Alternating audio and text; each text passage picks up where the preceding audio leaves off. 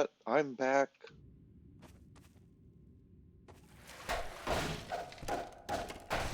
Get in here, hurry! Civil protection is onto us. We're tearing up the railroad, covering our tracks. Looks like you're gonna be the last one through. Be glad you're not the guy they're looking for. Poor bastard doesn't stand a chance. Sounds like they're calling in every CP unit in City 17. Now they're flooding the areas up ahead with manhacks. We better get going before they sweep through here. Oh shit! Too late! Manhack Matt. We called this guy Manhack Matt. We wanted to give players the sense that hundreds of citizens inhabited the hidden nooks and crannies of City 17. At this point in the game, it had been a while since players had seen a citizen, and we wanted to explain the significance of the manhacks, which was the first physics-based enemy that we created. In the original concept, there was a video arcade in the city where players could fly manhacks around to attack virtual citizens. Eventually, players would discover that the manhacks were real, and so were the citizens.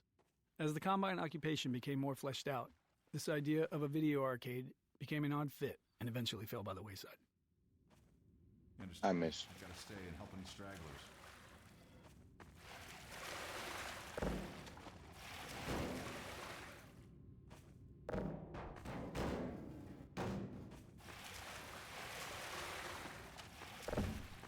Better get going. Yeah.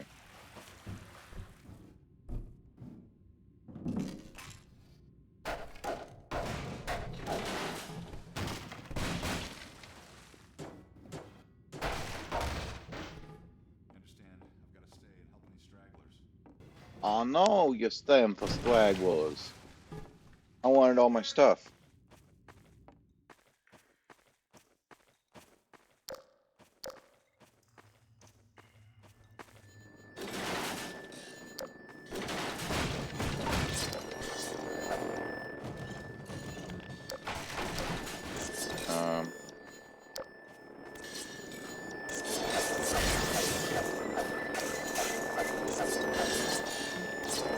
Oh.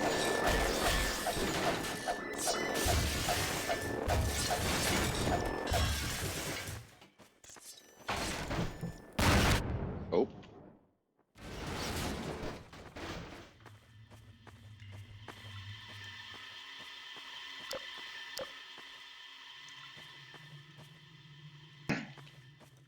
Doobity-doo now.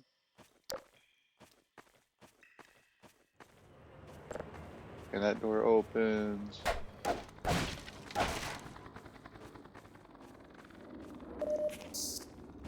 Elfie.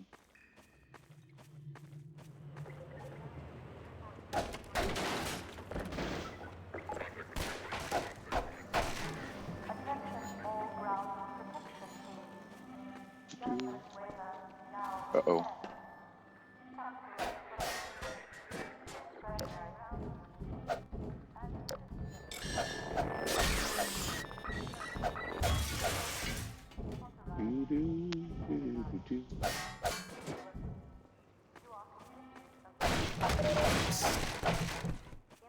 Yay.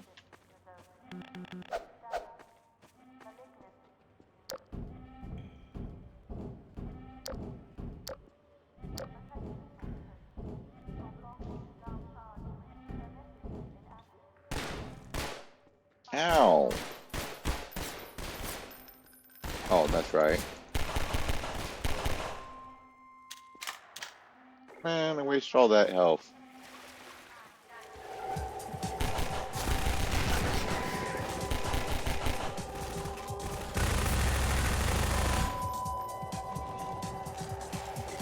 Thank you.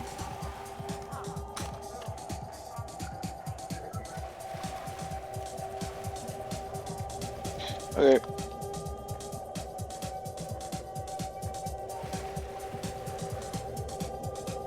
Oh yeah. Wait.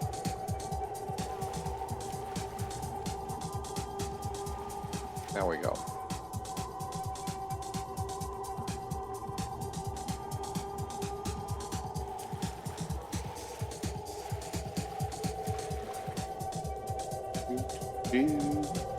Swimming under the sea. Hey, hello, thank you.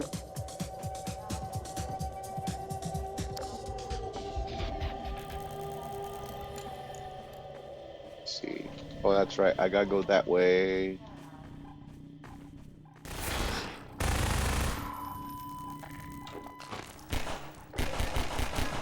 Okay. Oh man.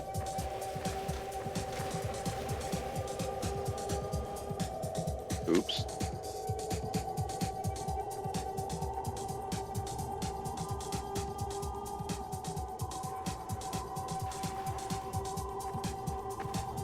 Okay. Let's see down here.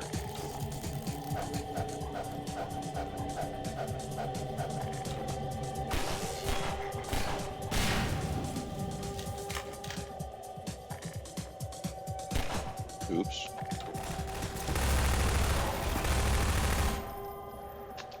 Oh, you have. Thank you.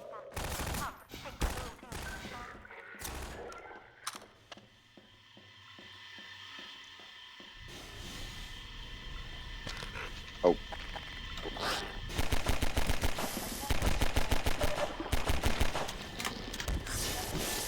crap.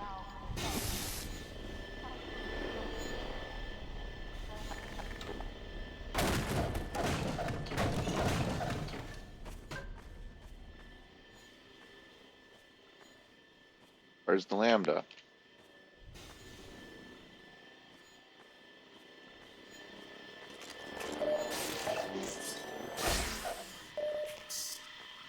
I guess this is lambda. Can I? Hmm.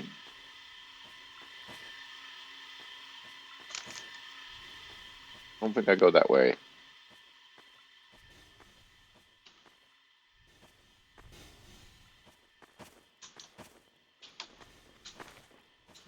Okay.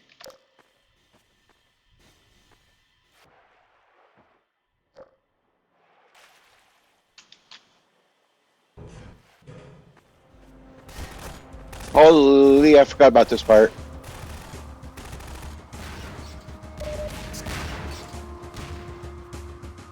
Hope I didn't miss any commentary.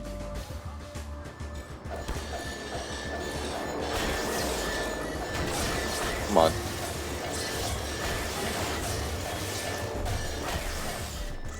Anyway.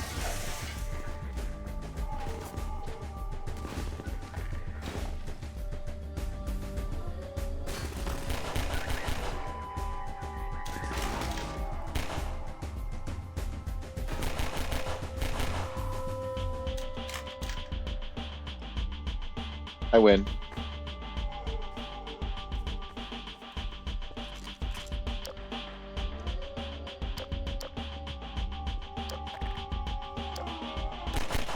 I wanted to do that.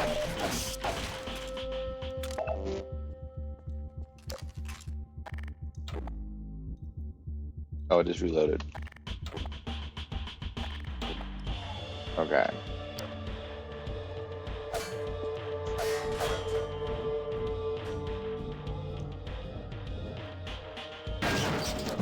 Oh, this room.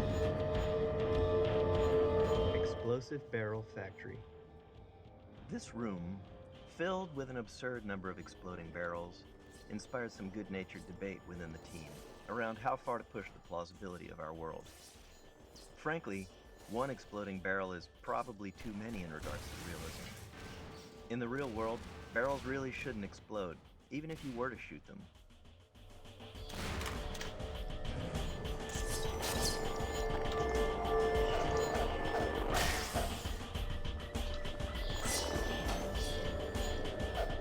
Oh, well.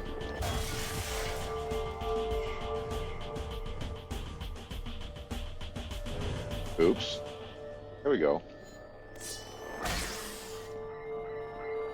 Where's the other one?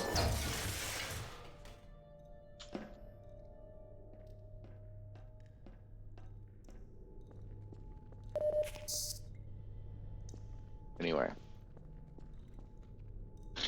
Next puzzle.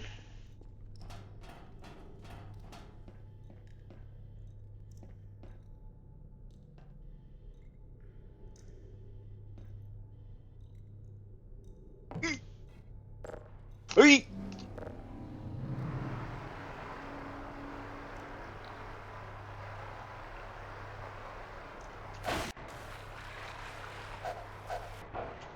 I did it. Not sure how I almost scuffed that up, but I did it. Bye bye.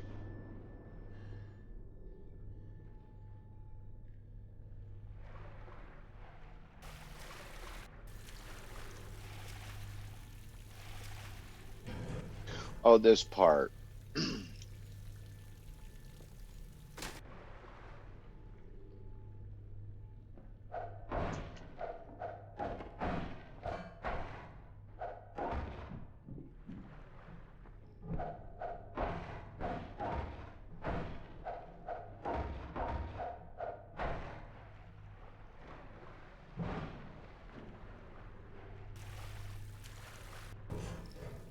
Okay.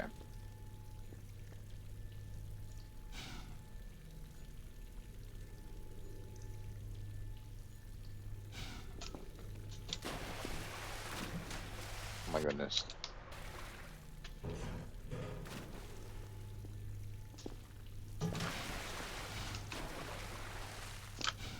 Ah.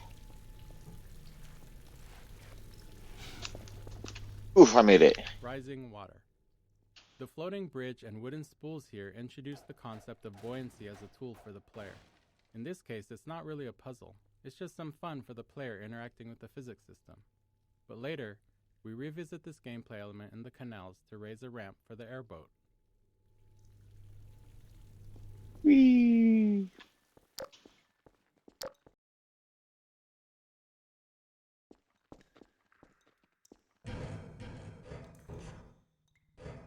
Oops. See, then we go back down. Rendering systems. In the early 2000s, we couldn't afford a general-purpose renderer with the broad capabilities of a modern engine. Instead, CPU, GPU, and memory limitations required highly specific solutions to rendering challenges so we could squeeze every bit of performance out of a player's hardware. As a result, Half-Life 2 actually has 3 different rendering engines. One for world geometry, another for outdoor terrain, and a third for dynamic entities like characters and objects. These 3 renderers had to support a complicated matrix of features: collisions, ray traces, decals, offline lighting, visibility calculations, and more. On top of that, each renderer needed to support DirectX 7, 8, and 9. The differences among these DirectX versions were significant, often requiring different data storage and rendering approaches. They even used different programming languages. Altogether, we essentially had 9 different renderers, each needing unique solutions, and getting them all to look consistent was one of the most challenging tech problems we faced during development. I can see that.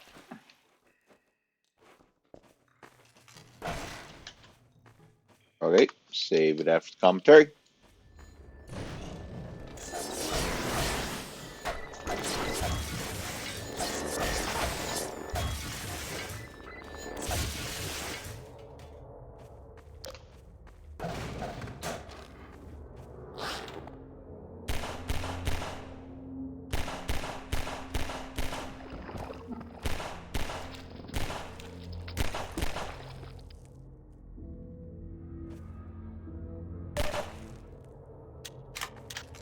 Okay, I did get it.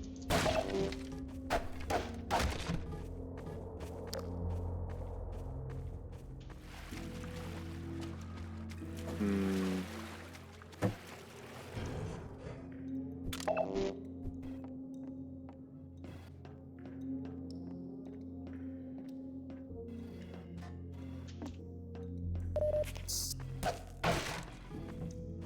Lambda.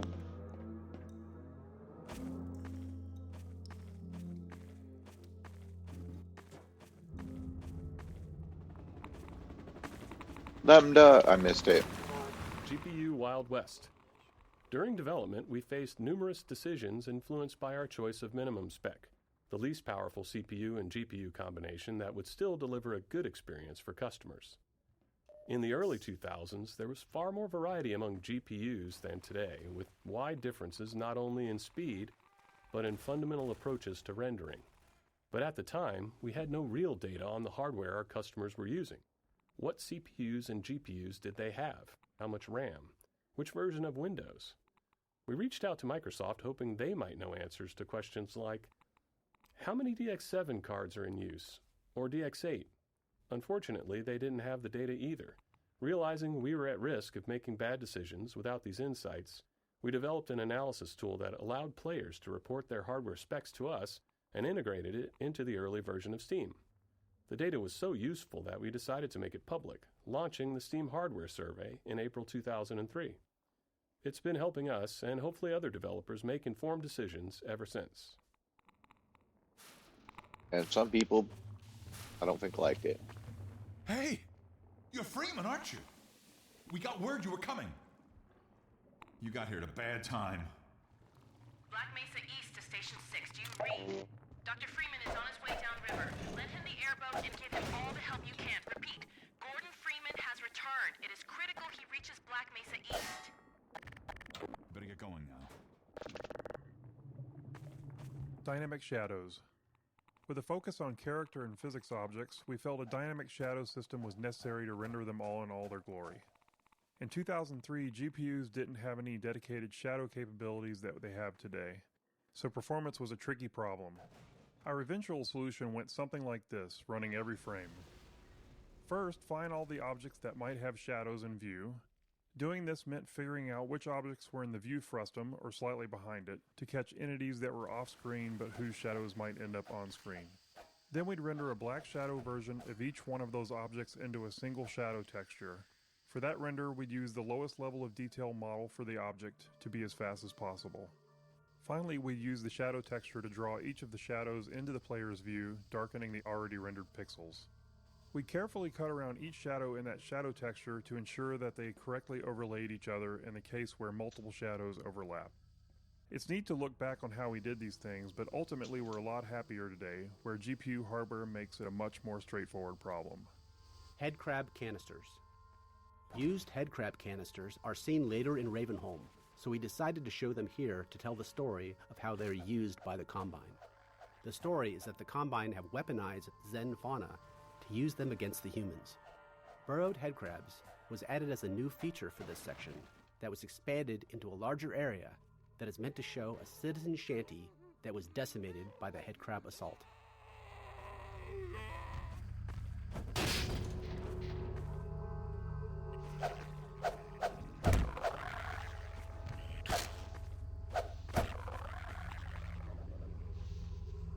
Okay, I don't know how many commentaries.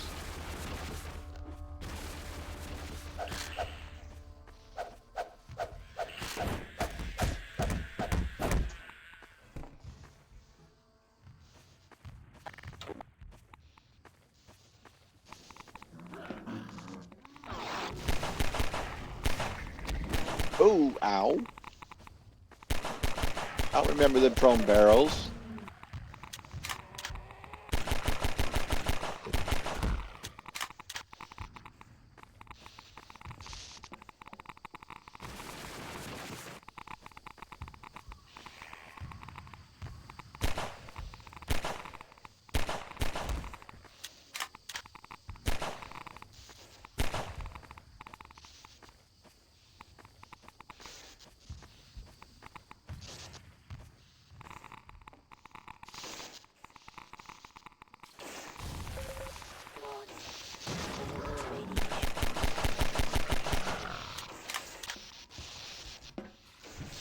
Sorry there, person.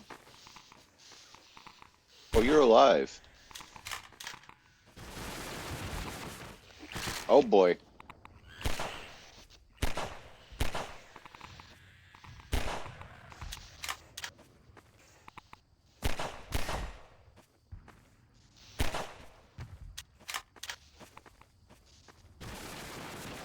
Oh.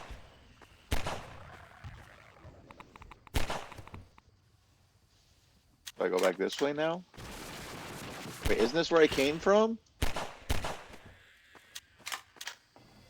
This is where I started. My goodness. Oh.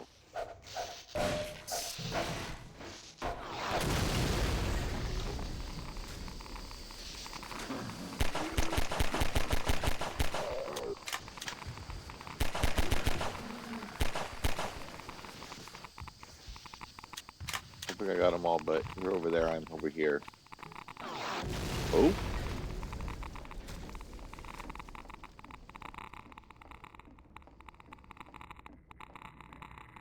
Hey, Dr. Freeman. I've been hoping you'd show up. Got this airboat all gassed up and ready to go. It's gonna be tough dodging civil protection out there in the open, but drive hard and you'll make it. You'll find more help up at Station 7. Just a few bends up the river. It's the old red barn. Climb on in and fire her up. Oh, you're the one that opens that. Airboat intro. This is where the player gets the first vehicle of the game, the airboat. We wanted to create a safe space for players to practice driving the airboat for as long as they wanted before moving on. The arena is sprinkled with opportunities for jumps and tricks, and we filled the arena with toxic slime to keep players in the airboat longer, while preventing them from leaving the vehicle behind and progressing forward on foot. Combinatorial shader explosion. Rendering became much more complex during Half-Life 2's development with the addition of hardware shaders, small bits of code controlling how each pixel on a surface should render. In 2003, shaders were far more limited than today. Half-Life 2 era shaders lacked conditionals and had severe code size restrictions. This meant no if-else branching logic to adjust based on different conditions, and no large shaders with broad feature sets. Also, compiling shaders as needed was just too slow to be useful, so we had to pre-compile them. To work within these limits, we had to compute every possible shader combination and store each one individually as its own shader. For example, if a shader affected a surface based on a single light source, we'd need another shader version for 2 lights, another for 3, and so on. And it was combinatorial. If that shader also supported a normal map, we'd need 2 versions per light, one with a normal map and one without. With features like texture blending, vertex tinting, specular highlights, alpha testing, and various other light types, directional point and spotlights, our shader count exploded. By release, we had thousands of individual shaders. Shortly after, we released Lost Coast, adding HDR support, which doubled the shader count again. Once compiling shaders on the local developer's machine started taking too long, we switched to distributing the shader compiles over the entire network using VMPI. We also had a dynamic shader compilation mode that was useful for developing shaders that gave fast turnaround at the expense of frame rate hitching when a shader had to be compiled.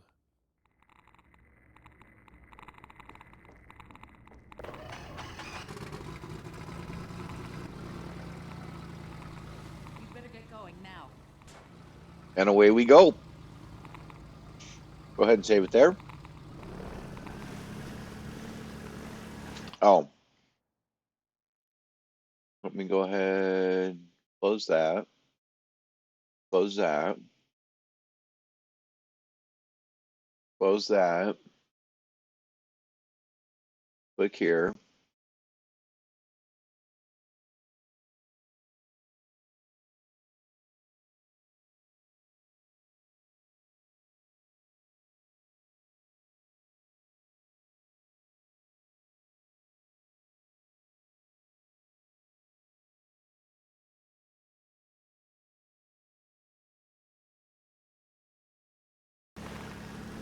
Okay.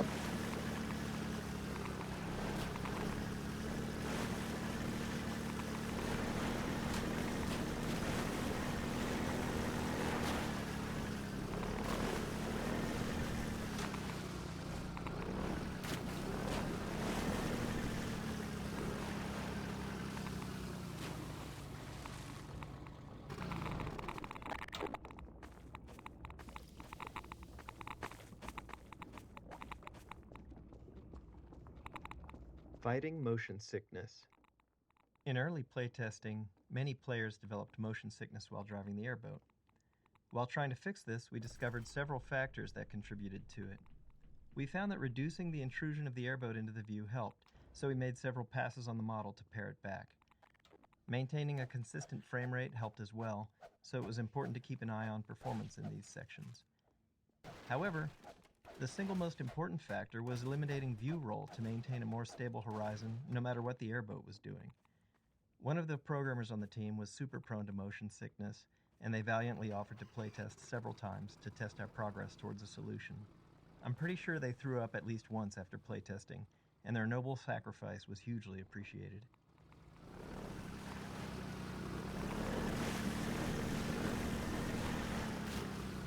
Oh, the boat does turn and it doesn't.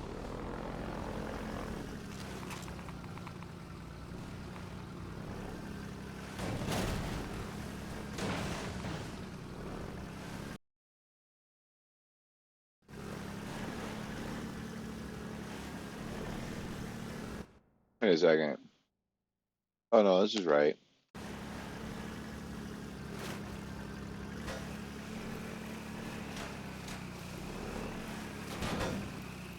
Ooh.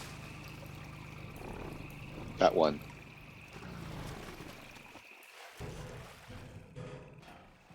Oh, I made it.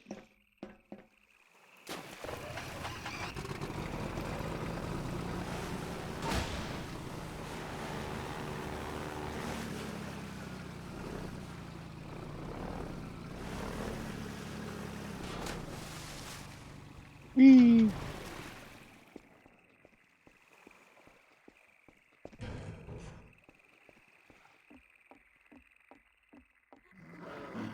Oh. Ow. Ow.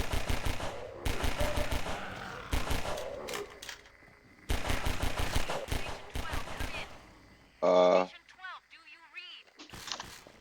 my God.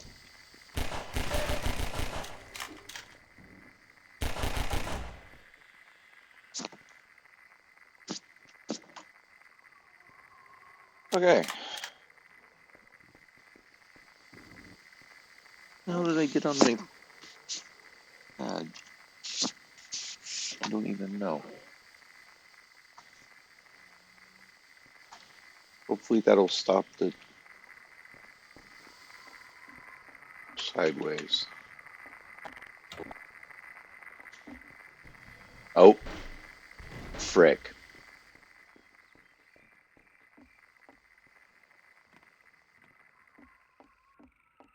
Airboat time. Finding the right balance between vehicle time and time on foot took some work. Driving at full speed propelled players through the world quickly, and in early playtests we felt that players were missing out on exploring and taking in the game's detail. Exploration and world examination are core values of Half-Life, so we didn't want the vehicle to eliminate that. To address this, we added periodic spots where players could get out and explore small pockets of dense detail. Additionally, as the physics system evolved, we were learning new ways to use it. These spots off the airboat let us introduce an element of discovery around physics, like dropping crates into the water or combining barrels to raise a ramp. This gave players a chance to interact with water and physics in different ways.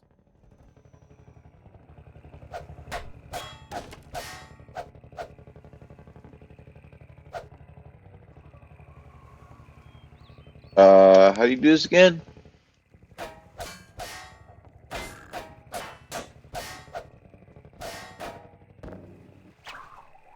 Ah. Hi, barrel. I don't want to go up. I didn't want to go up. I didn't want to go up.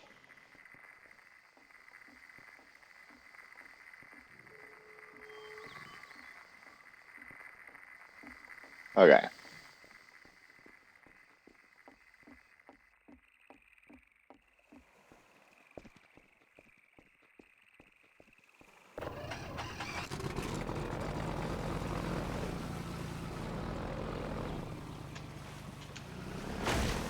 And save. And the next one.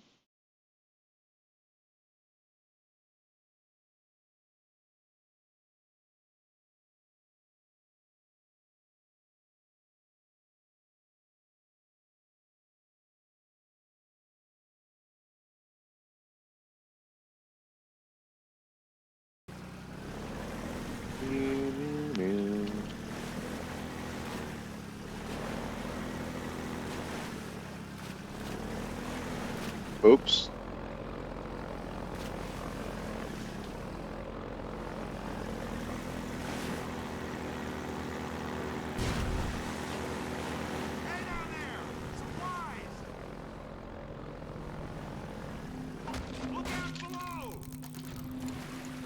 Floating supplies. In the alpha playtest, the canals were sprinkled with floating supply crates that players could smash with the airboat to collect the supplies inside. The mechanics were somewhat gamey, but helped keep the flow of the gameplay going, allowing the player to resupply on the go. To help make the premise more plausible, we wanted to tell the story of how the floating crates ended up so conveniently placed along the player's path. This scene of the citizens dropping supply crates helped sell that fiction, while also making the canals feel more alive. It also made players feel more heroic and important to be helped by so many supporting characters.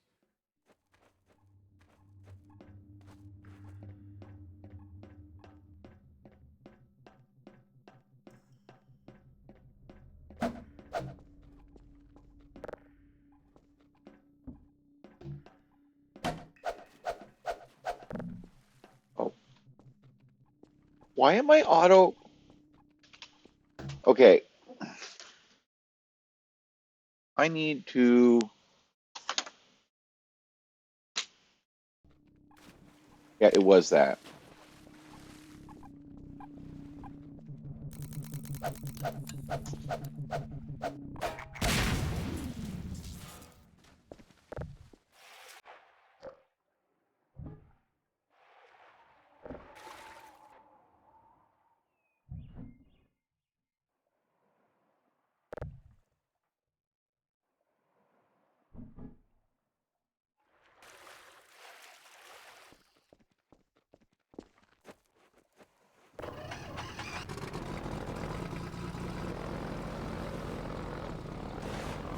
Oh no.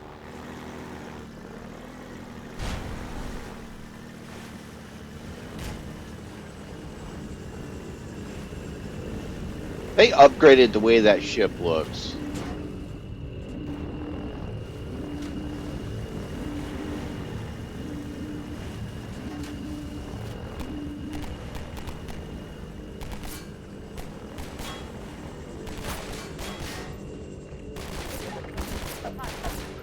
That's not what I wanted.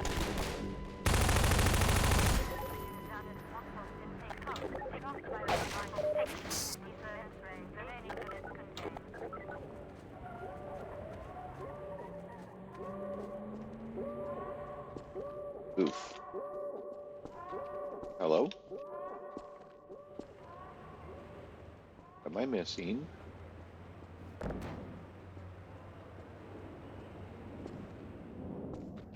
Oh my god. I hate crouch jumping.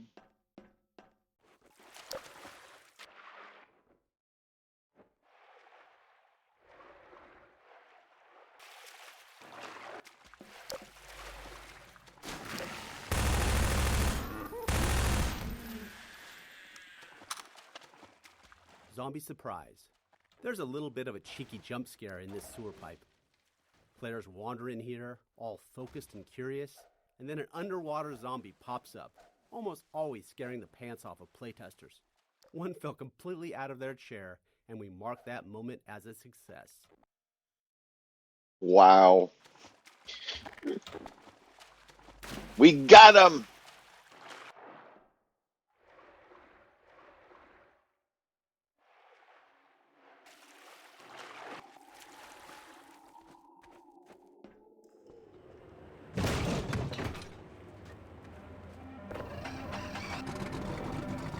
Alright, save. Got that one.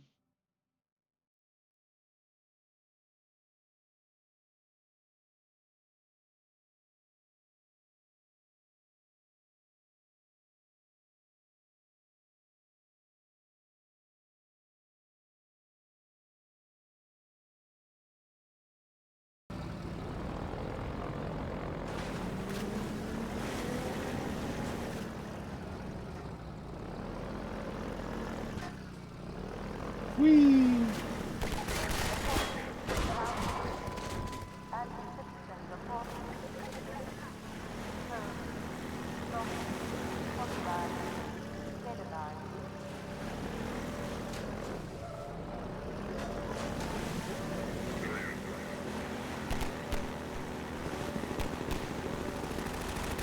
Oh, I missed those. Oh well.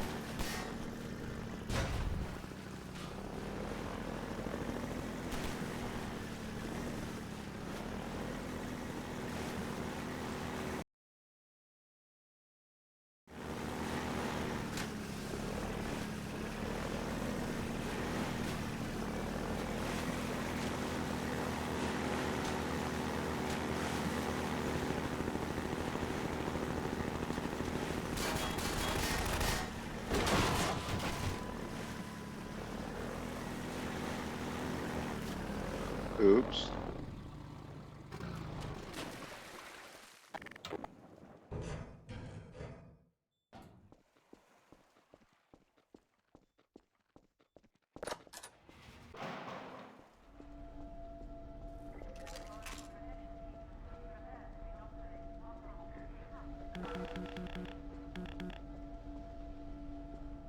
We now have direct confirmation of a disruptor in our midst. One who has acquired an almost messianic reputation in the minds of certain citizens. His figure is synonymous with the darkest urges of instinct, ignorance, and decay. Some of the worst excesses of the Black Mesa incident have been laid directly at his feet.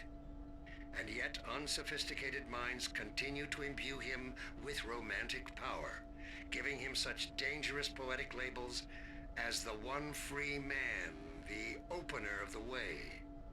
Let me remind all citizens of the dangers of magical thinking. We have scarcely begun to climb from the dark pit of our species' evolution. Let us not slide backward into oblivion, just as we have finally begun to see the light.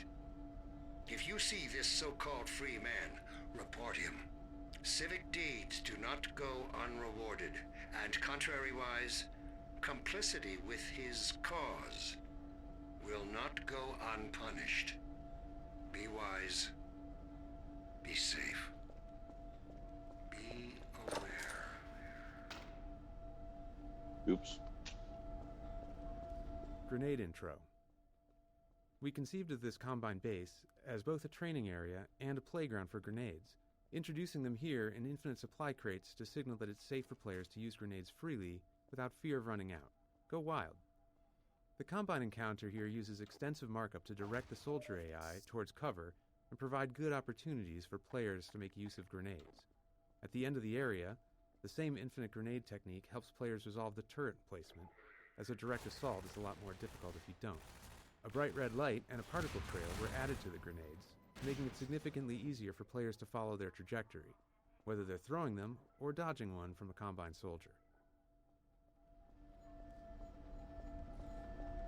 There's a grenade crate.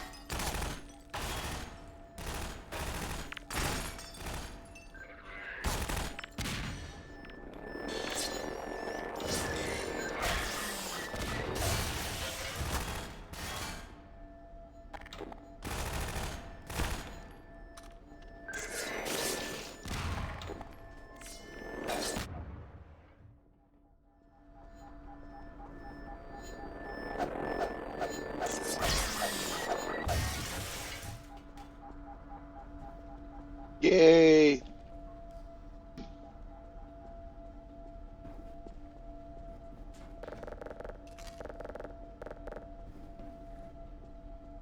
Thank you.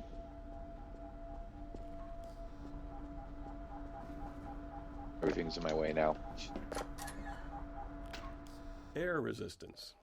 One important feature we had to add to our physics engine for Half-Life 2 was air resistance. At the time, physics engines would typically implement a general damping feature for slowing objects down as they moved, but this merely removes energy in a symmetric way. In order to create more believable motion, we decided to simulate air resistance instead. This allowed us to get asymmetric behavior, where the amount the object was slowed by moving through the air was different depending on how much surface area of the object was facing the direction of movement or rotation. This feature was key to making explosions and objects thrown by the gravity gun look believable. Fast-moving and fast-spinning objects are among the most expensive things to simulate in Half-Life 2's physics engine, so air resistance also improves CPU performance in cases like explosions.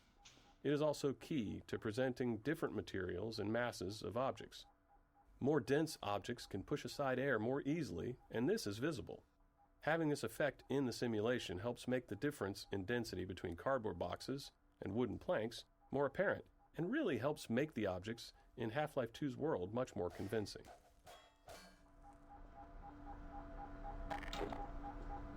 Suppose I could have abused that in this next section, but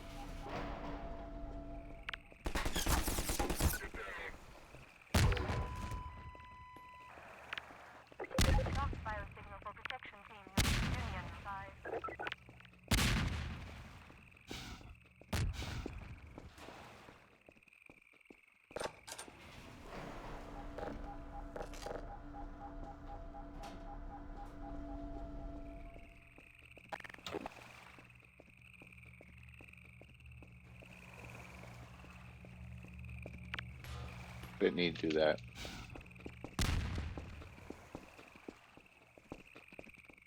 There's a door there. Thank you. Oops.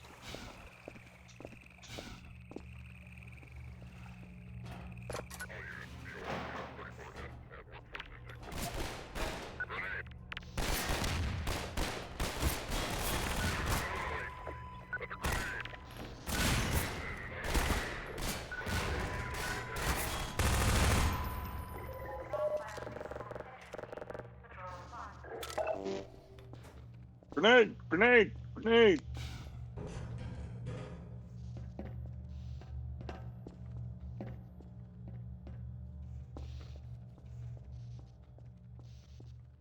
There's a grenade!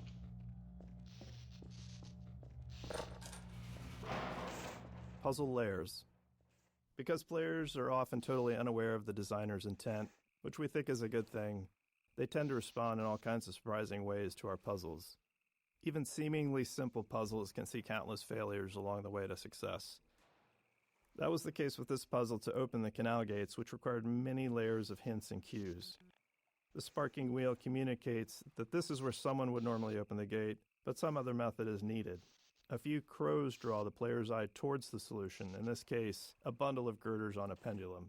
As grenades have been thoroughly introduced, we originally wanted players to throw one to break the wooden support structure, but that wasn't obvious enough. We added exploding barrels as a much clearer clue. But even after solving the puzzle, some players didn't realize that the gates were now open, which led them to endlessly explore the base interior looking for another exit.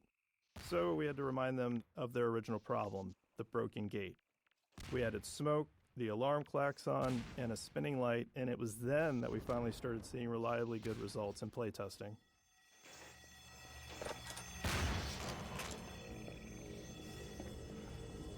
Did it! I've never used grenades to do that.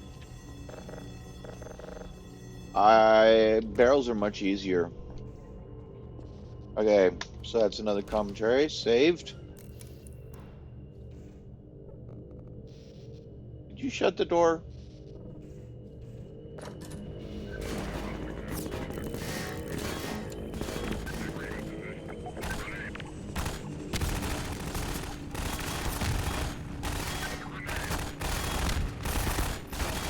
Wow.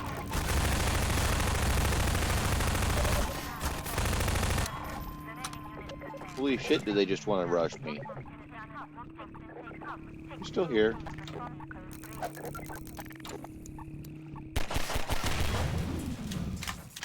Thank you. Okay. Oh, I don't have any of those. Thank you.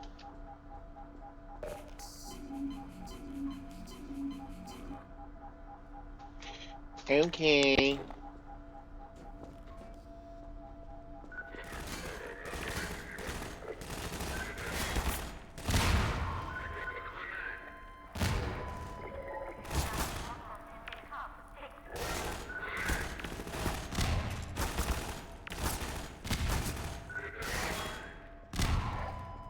Got him.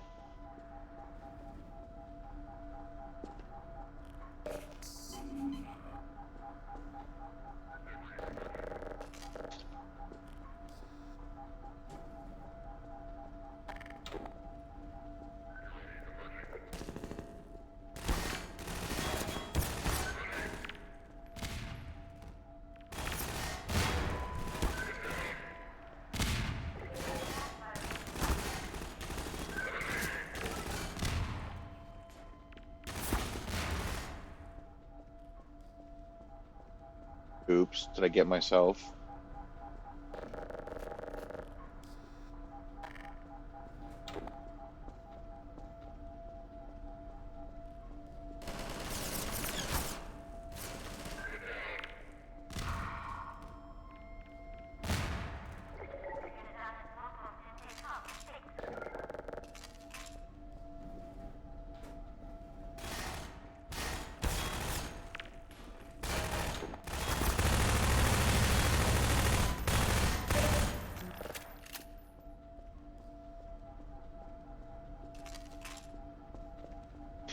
Anyway.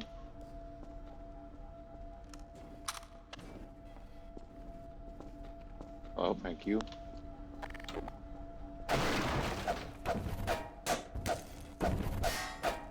Thank you. Oh, you're the grenades. I'm full. Wait, that's already broken.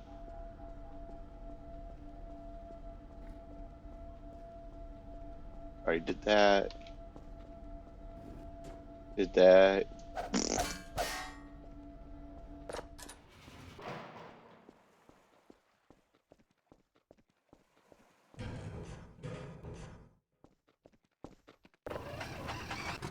And we're off again.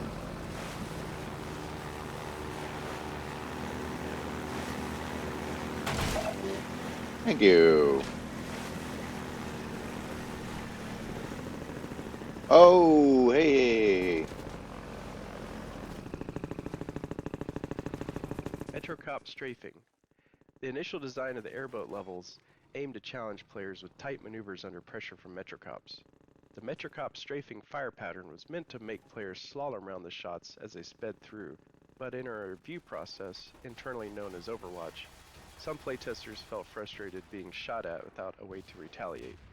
They wanted the airboat to feel powerful and unstoppable. Based on that feedback, we refocused the levels to emphasize empowerment over challenge, shifting from dodging attacks to fast-paced combat, speed, and busting through barriers.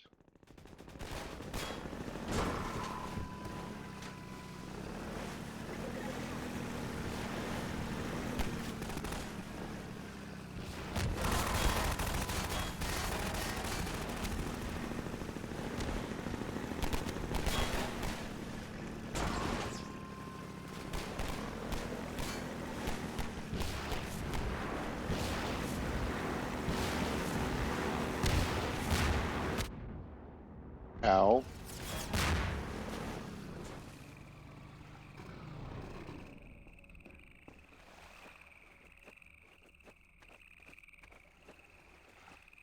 There it is.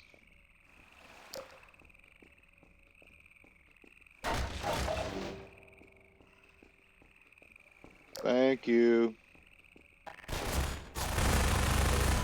I forgot about you two. Jerks. I mean...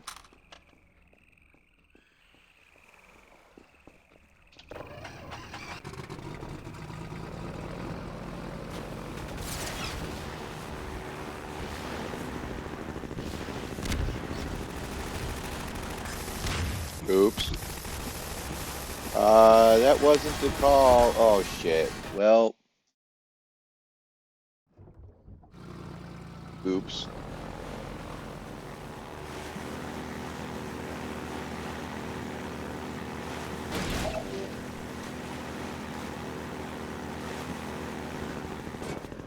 Whee!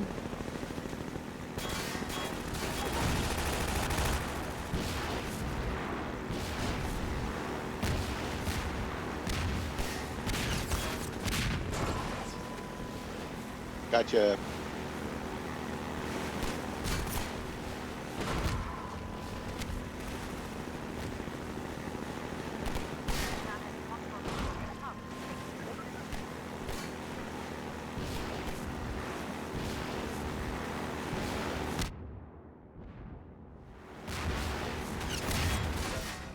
Ow.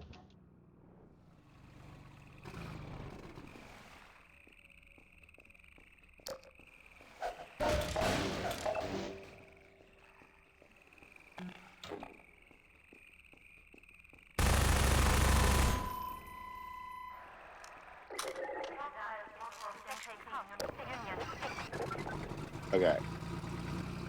Oh. Dave. Now, what the hell do I do?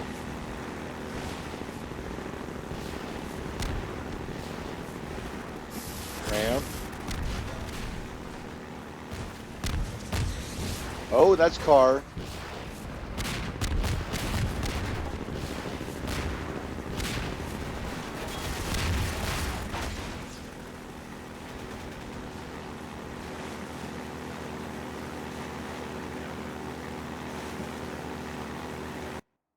Okay, and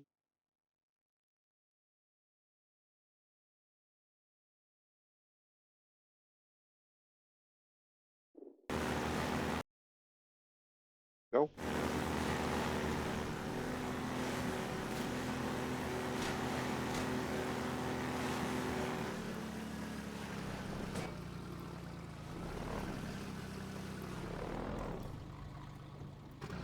Okay, where was, oh.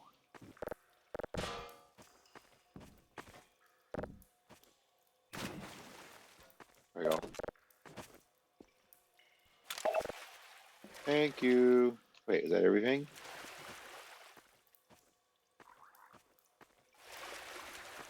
I think so. Smashy. Okay, got that lambda. Oh, what's the next one? My back is itchy. After opening a large crate.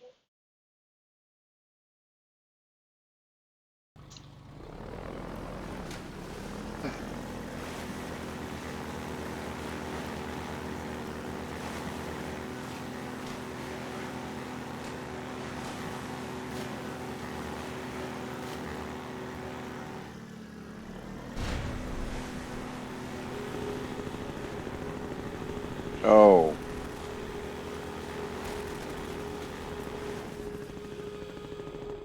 What the frick was that movement? There we go.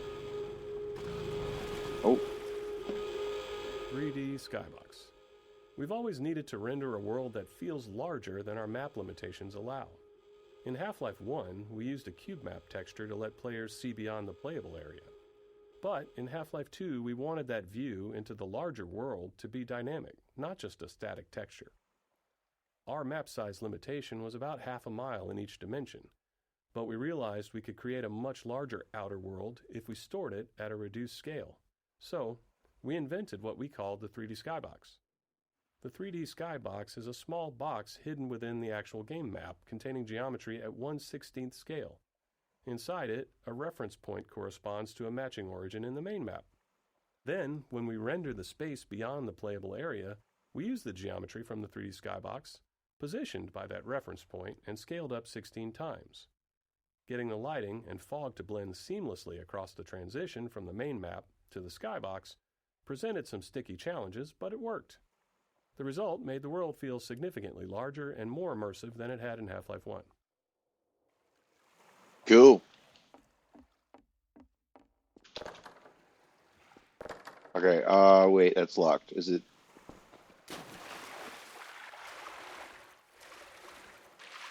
Wait, is this not, did I not go far enough?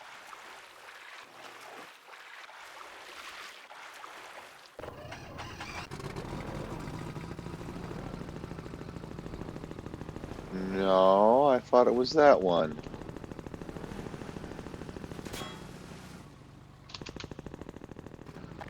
I gotta hit the door? I gotta hit the door.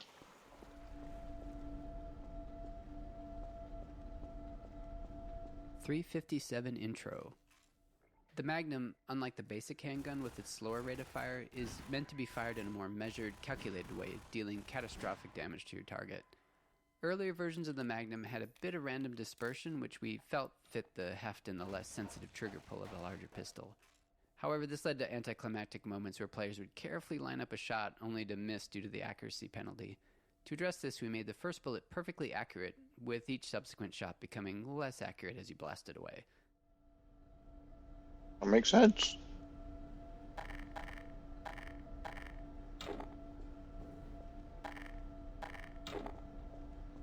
love the Magnum. VMPI. During development, we became increasingly frustrated with our slow gameplay iteration speeds, mainly because map compilation, needed to pre-compute lighting and visibility, was taking hours. Computers in 2000 were far slower than today's, and they had only a single CPU core each. Inspired by SETI at Home, a distributed program that used PCs worldwide to analyze radio waves for signs of extraterrestrial life, we built VMPI, which was our own distributed system that spread the map compilation process across many office computers. Today, these kinds of distributed systems run on giant GPU clusters, but at the time we just ran it on all the computers in our office. To deal with how our lighting code was evolving as quickly as our maps were, VMPI also distributed new exe files to everyone's computer too. In retrospect, this was a pretty terrifying security concept, just awfully bad. It's like the stuff of nightmares for IT folks, because we were sending an arbitrary executable to all of our work PCs and they would just run it. It was absolute madness. But it worked for us, and it did significantly increase our map iteration speed, and as a result, it ended up being a crucial tool.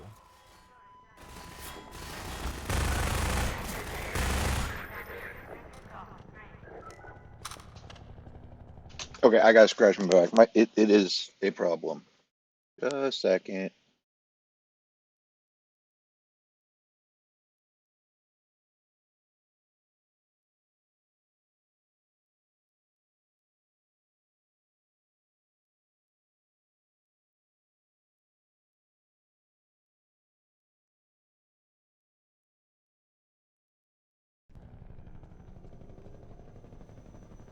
Okay.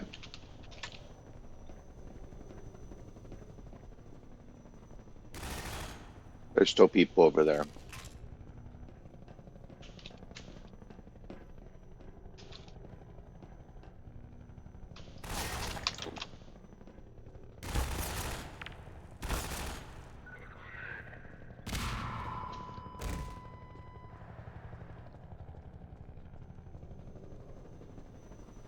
Already got him.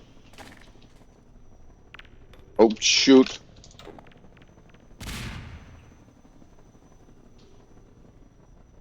I am not used to Half-Life's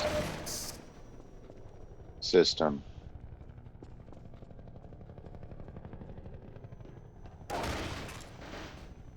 Grenade.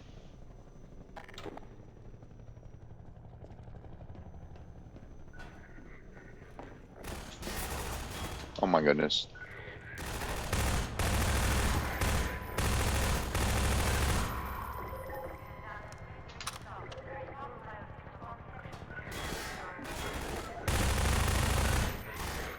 Really?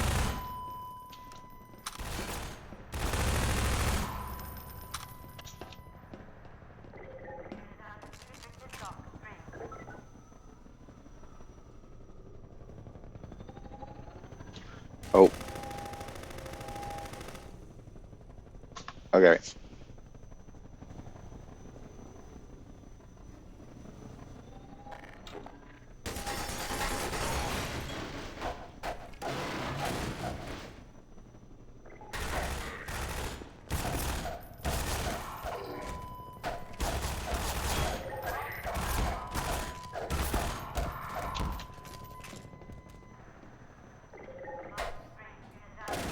That was not the most effective way to do that.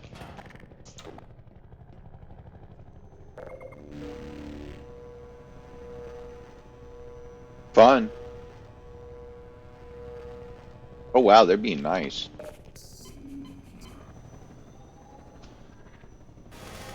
Let's save over here. Okay. Hello. Whoops.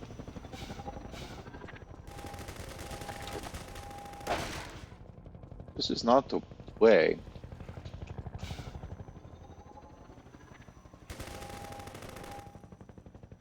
That's right. You gotta go backwards towards it again. I forgot about you. I want a gun.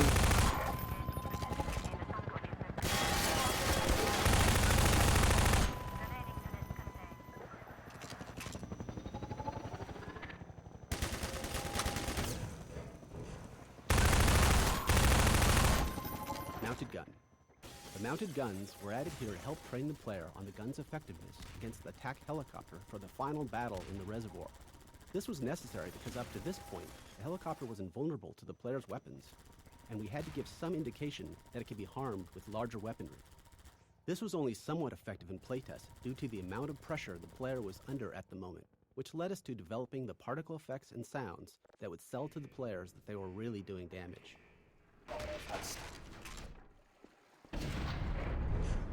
Yay!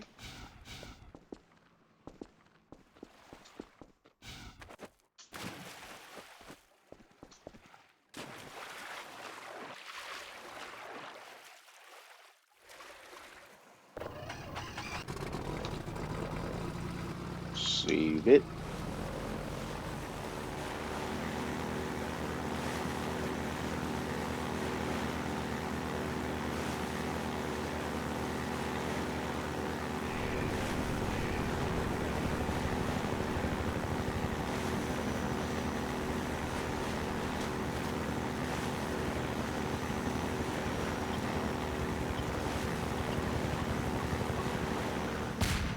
Wait.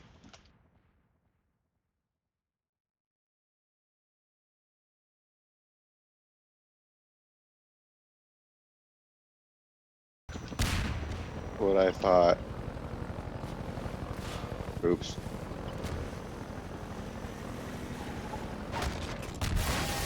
Oh, shoot. That's not where you get in there. You just...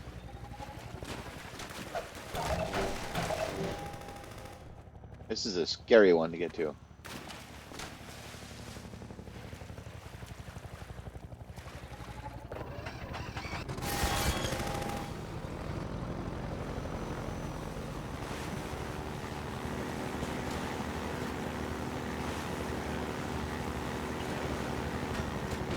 Ooh! I almost didn't make it.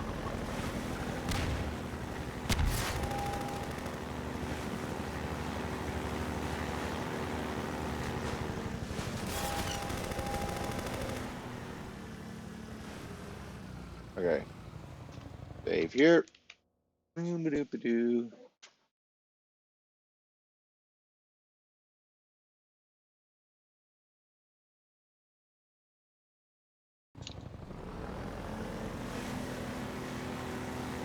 Whee.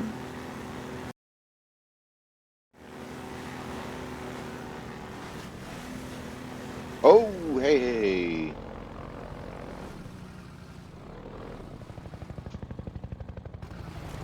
Helicopter bombing run. This is another example of us creating movement hazards while driving the airboat. The helicopter attempts to stay in front of the player when dropping bombs, and if the player backtracks, it switches to hovering and turns to attacking the player. In one playtest, a bomb just so happened to drop between the pipe seams, creating a pretty cinematic moment. The playtester had a positive reaction, so the team decided to script it so it happened every time. This process has become part of our organic design process. Every so often, a cool thing randomly happens in a playtest, and we find a way to make it happen more reliably.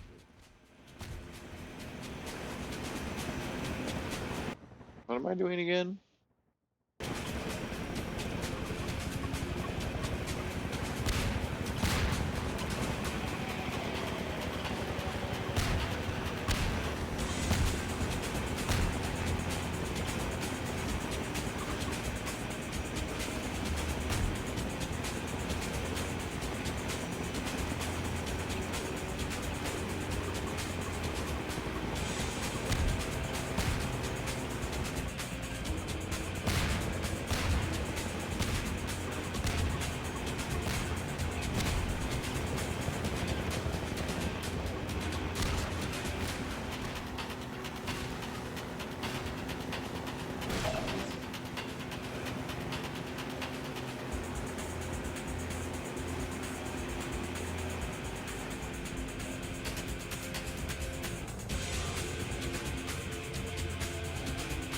Oh.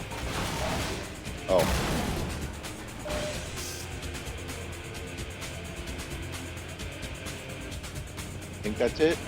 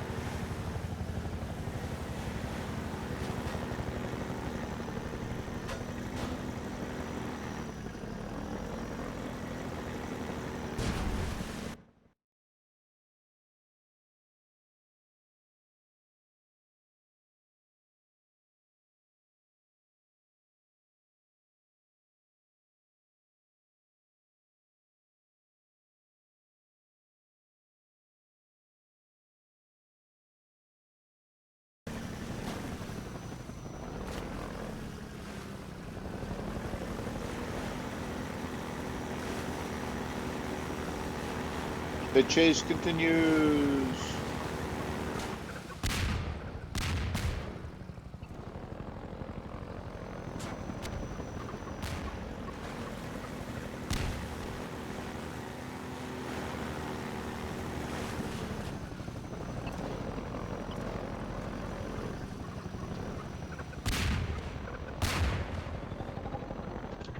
Guess as far as I go. Whoa! Wee, wee, wee, wee, wee.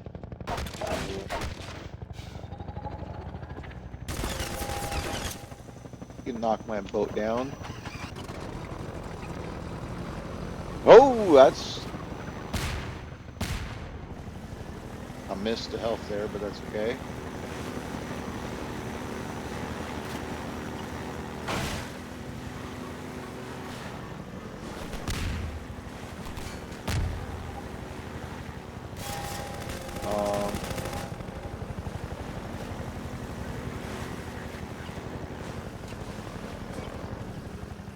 Shit, wait. Oh no, what am I not getting?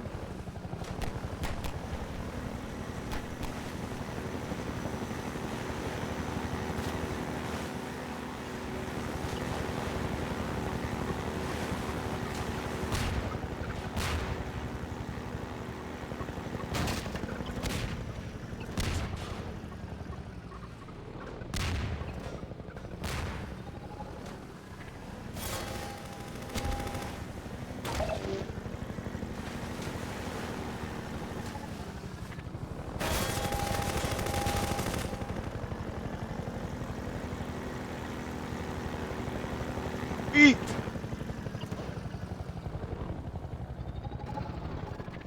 Okay.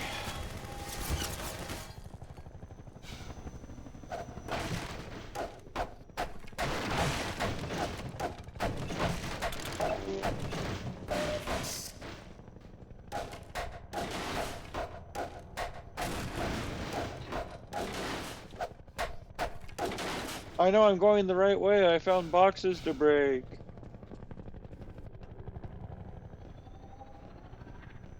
There's nothing here about the puzzle.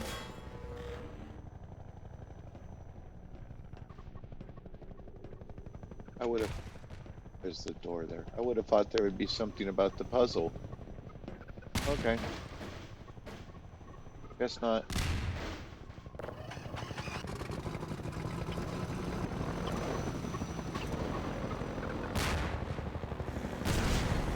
What's the next one I'm looking for?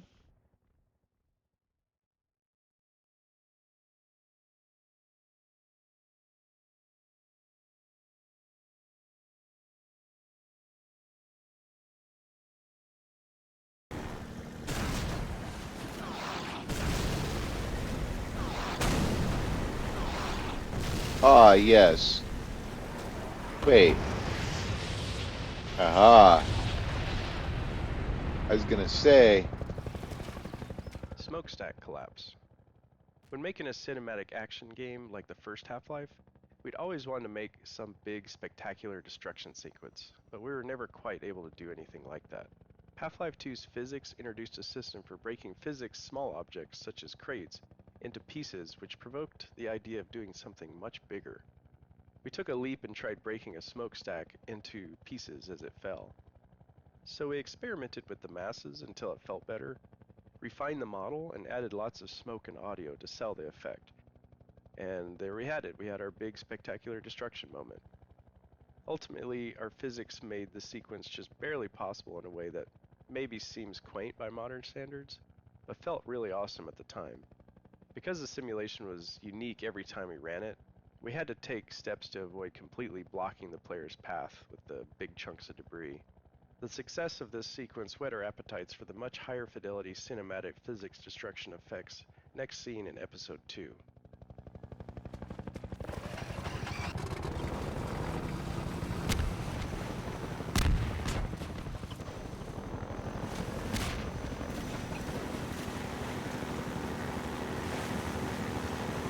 Whee!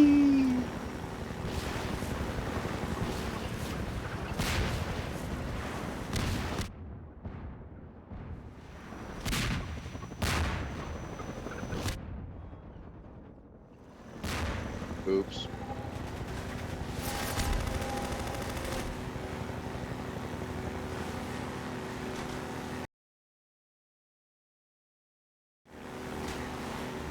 Oh, hey.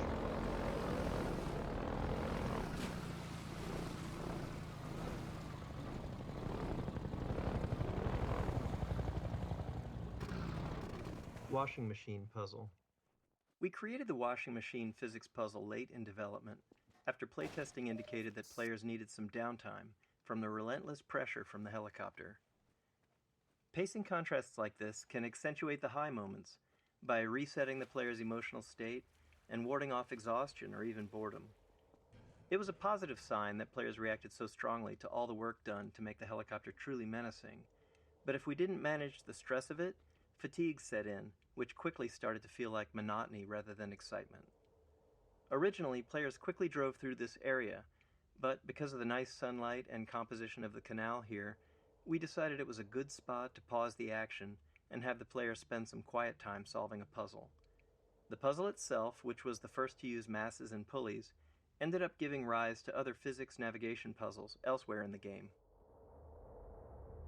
Displacements 2. Once the initial terrain system was up and running, we expected level designers to use it for outdoor spaces. Instead, they began experimenting, adding detail in unexpected places. They used the subdivided quads on the top of walls to create ruined edges, rounded off street curbs, and even attempted to make pipes. This met with varying success since the terrain system was designed for landscapes, not architectural detail. So we returned to the code mines, transforming the height-based terrain system into a fully 3D displacement system. Now, instead of only moving grid points up and down, designers could move them in any direction. This allowed them to add extra detail to all kinds of surfaces using blended textures to smooth transitions between the displacement quads and the BSP geometry. However, this required additional tech work to ensure consistent lighting between the two renderers, or those edges would have been noticeably mismatched. But with all this done, the level designers seemed satisfied, and we naively thought that this time it really would be enough. Holy shit, there was a lot in Half-Life 2. Displacements 3.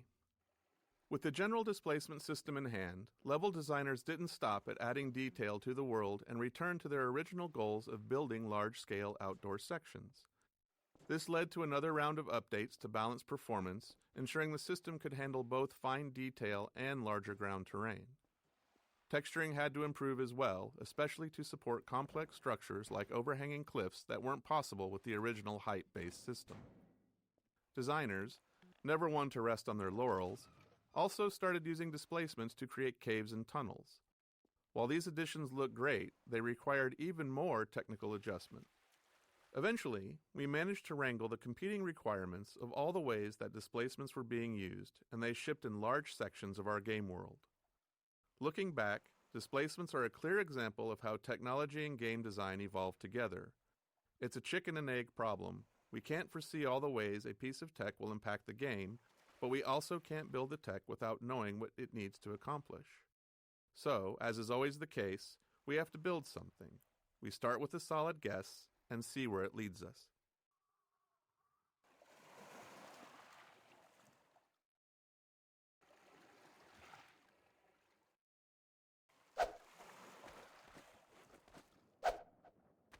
Wow, I've been playing this whole time without my inputs.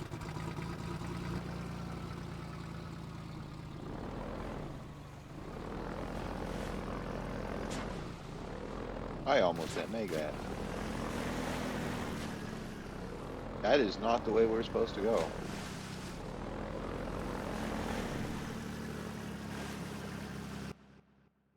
Okay.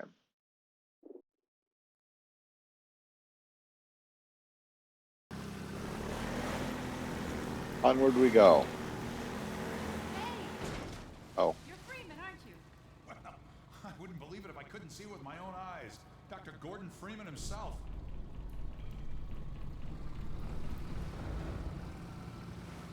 Just in time, Doc. We gotta move out before the Combine picks us up. We're just getting ready to pull out. We better hurry. We gotta tear down this camp and get out of here. Greetings to the Freeman. Come on in. I'll show you what you're up against.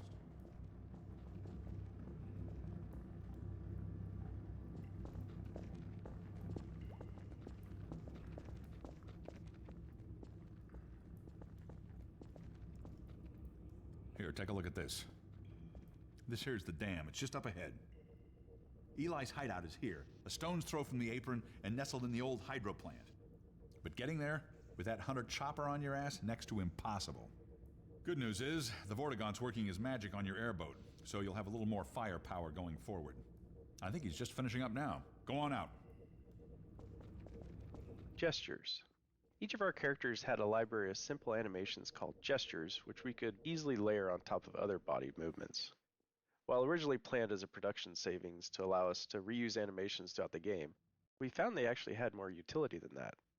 Humans often repeat certain movements, and these can be markers of a specific personality. As a result, our gestures library ended up capturing the essence of each character, helping to unify our animation team's understanding of who those characters were.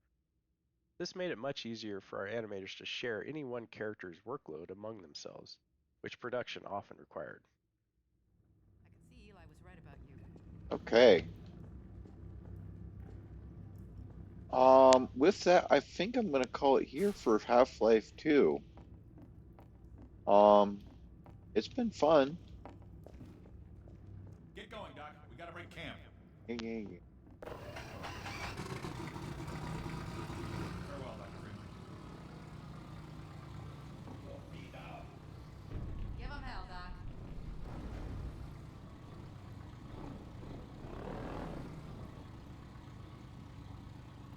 And we'll save right there.